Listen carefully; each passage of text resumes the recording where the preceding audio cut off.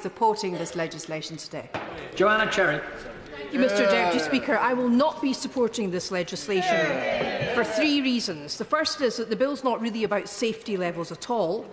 The second is that claims that this bill reflects current practice elsewhere in Europe are inaccurate. And the third is the very real risk that these proposals are in breach of the United Kingdom's obligations under the European Convention of Human Rights and international labour law. As other honourable members have said, the word safety doesn't even appear in the bill. It's a bill about minimum service levels, not minimum safety levels. Yet repeatedly, Conservative politicians have talked about minimum safety levels and seem very happy for confusion between the two concepts to be caused. And I suspect that's because this is a deliberate attempt to hide from the public the real intentions behind the bill. Secondly, as to European standards, most European countries, as others have said, have a very different model of labour relations from the United Kingdom, which, thanks to successive Tory governments, has one of the strictest systems of regulations of industrial relations in Europe. In other countries, trade union rights are protected in their written constitutions, and labour law experts will tell you that in most European countries, minimum service levels are established by collective bargaining. And insofar as legislation exists, it provides a framework for these agreements rather than for top-down regulation. This bill would enable the Secretary of State to impose sweeping regulations from the top on millions of workers in a number of different sectors, which brings me to my third point. As I said when I intervened on the Secretary of State at the start of the debate, the measures in this bill go considerably further than the minimum service levels envisaged by the Transport Strike Minimum Service Levels Bill published last October. And the government's own human rights memorandum, which accompanied the previous bill, set out in some detail, with reference to existing legislation, the reason why their lawyers then said minimum service levels imposed by legislation were not justified in fire services, health settings and education.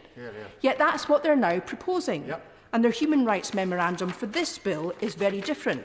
And I can absolutely guarantee honourable members across the House that as Chair of the Joint Committee on Human Rights, I'll be making sure we scrutinise very carefully the difference between the two human rights memorandums. Now, as to compliance with international labour law, the International Labour Organization have enshrined the right to strike in their convention, to which the UK is a signatory. And it's true that minimum service levels are allowed, but not if they're imposed from the top down. They need to be set by negotiation, or, if the negotiation breaks down, by an independent body, as happens in Italy.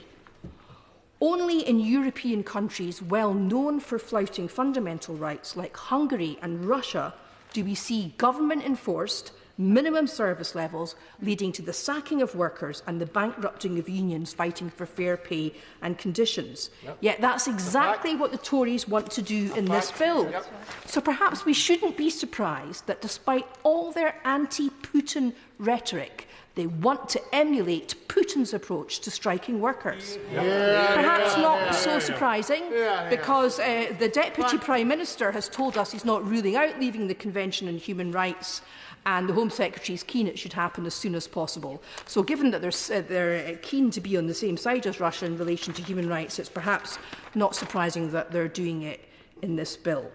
The bottom line, Mr Deputy Speaker, is that key workers are striking because their wages haven't begun to keep in line with inflation, and because the interest rate hikes caused by Tory incompetence means they can't afford their rent or their mortgage. The government needs to recognise the stark reality of these people's lives and work with their unions respectfully to reach agreement.